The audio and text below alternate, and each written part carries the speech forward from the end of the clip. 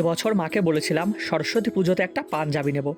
মায়ের বাড়ির কাজ আর আমার ক্যাটারিংয়ের কাজ করে আমার সময়ই হচ্ছিল না পাঞ্জাবির দোকানে পাঞ্জাবি কিনতে যাওয়ার। ঠিক সরস্বতী পুজোর আগের দিন মাকে নিয়ে বেরিয়ে পড়লাম চাঁদপাড়ার একটি পাঞ্জাবির দোকানে। সেখানে গিয়ে একে একে দেখতে লাগলাম এবছরের পুজোর কালেকশানগুলো। তবে তা দেখে আমাদের কারোরই তেমন পছন্দ হচ্ছিল না। একে তো পুজোর আগের দাম বেশি, তারপরে কেমন যেন একটা সব চিকচাক। আর তাছাড়া সকলেই এসে বিশেষ এক ধরনের পাঞ্জাবিগুলোই বেশি কিনছিল। মা দোকানদারকে বলল একটু আলাদা ধরনের কিছু দেখাতে, একটু ওল্ড মডেলের মধ্যে।